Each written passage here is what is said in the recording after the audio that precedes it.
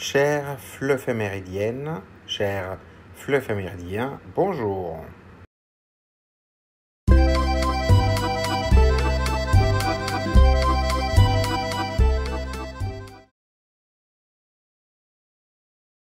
La Journée mondiale du nettoyage de la planète, opération née en Estonie, invite à prendre conscience de l'impact des déchets sur l'environnement et à agir collectivement pour rendre nos villes, plages et forêts plus propres. Elle rappelle que la protection de la planète passe par des gestes quotidiens et des initiatives collectives.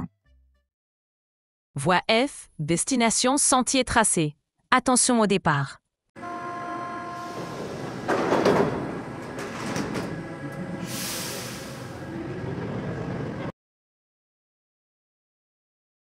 Première question.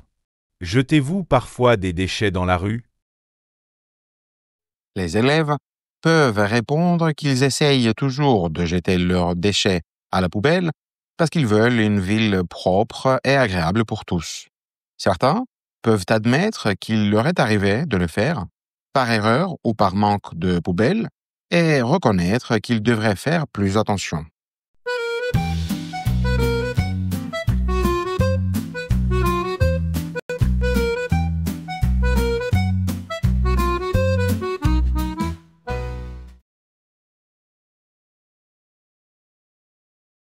Deuxième question.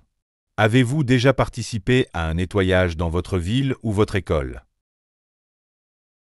Les apprenants peuvent dire qu'ils ont ramassé des déchets dans un parc ou sur une plage, avec une association ou avec leur classe, et expliquer ce qu'ils ont ressenti ou appris.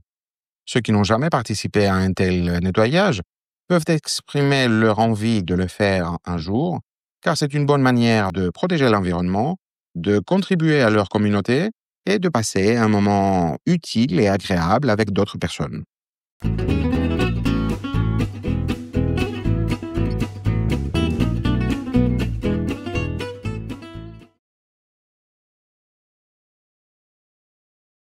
Troisième question. Connaissez-vous des objets qu'on peut recycler? On peut donner comme exemple le papier, le carton, les bouteilles en plastique, les canettes en aluminium, le verre, les piles et batteries, les appareils électroniques et certains textiles. Recycler permet ainsi d'économiser des ressources naturelles, de limiter les déchets et de réduire la pollution.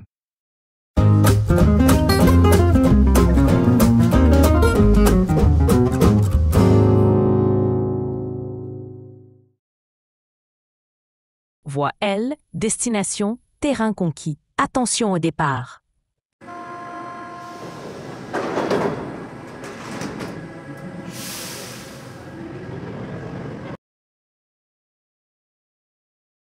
Première question. Quels sont les endroits les plus sales dans votre ville?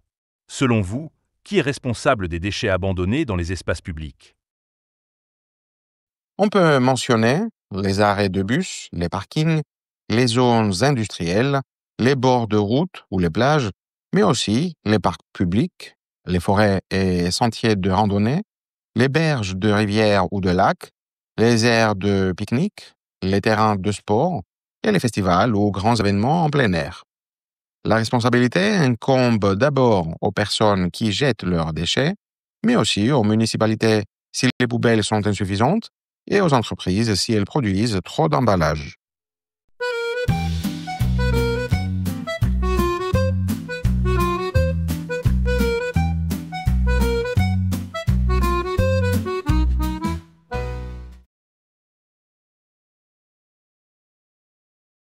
Deuxième question. Quelles actions peuvent être mises en place pour avoir une ville plus propre? Il y a plusieurs solutions concrètes. Augmenter le nombre de poubelles et de points de recyclage, organiser des journées de nettoyage collectif, imposer des amendes aux pollueurs, éduquer dès l'école à la propreté et à l'écologie, ou encore créer des campagnes de sensibilisation locale. Une réponse bien structurée peut souligner que la propreté urbaine dépend à la fois des citoyens et des autorités.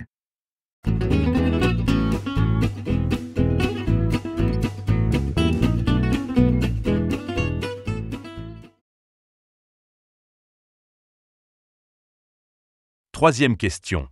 Les petits gestes ont-ils vraiment un impact significatif sur la protection de la planète? Même si chaque geste semble minime, leur accumulation a un effet important. Ramasser un déchet, trier correctement, réduire sa consommation de plastique ou réutiliser des objets réduit la pollution et encourage un comportement collectif responsable. Afin d'obtenir des résultats durables, ces gestes doivent s'accompagner de politiques publiques, comme de meilleures règles de gestion des déchets ou plus de poubelles de tri, ainsi que d'innovations, comme de nouveaux matériaux biodégradables ou des technologies de recyclage plus efficaces.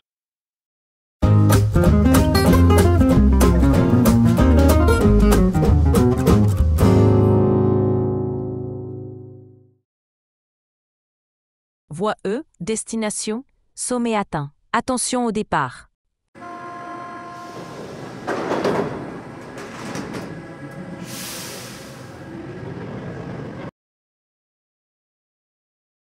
Première question. Les jeunes sont-ils plus sensibles que les adultes aux enjeux écologiques?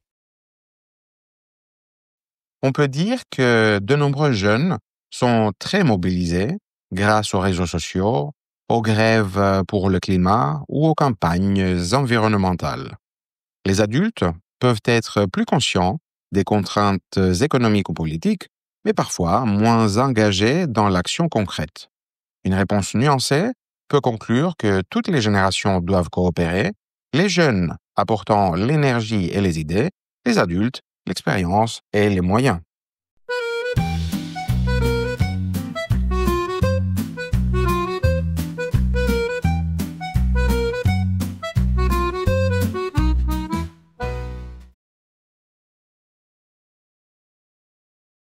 Deuxième question.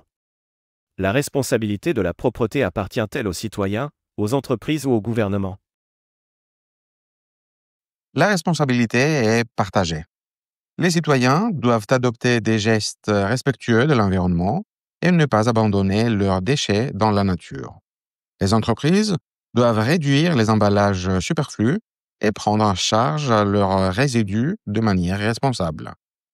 Les gouvernements doivent mettre en place des lois, des infrastructures de recyclage et des contrôles efficaces.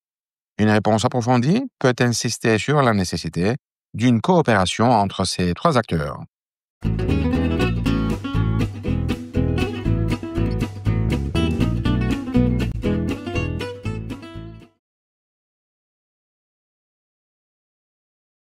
Troisième question. Peut-on vraiment sensibiliser les gens à l'environnement avec une seule journée par an? Une seule journée est utile pour attirer l'attention et mobiliser les médias, mais elle ne suffit pas à changer durablement les comportements. Il faut prolonger cet effort par des campagnes régulières, des programmes éducatifs et des actions locales.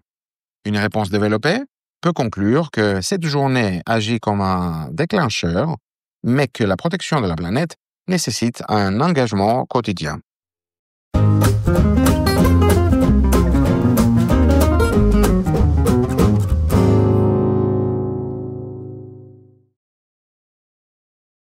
Prochain arrêt.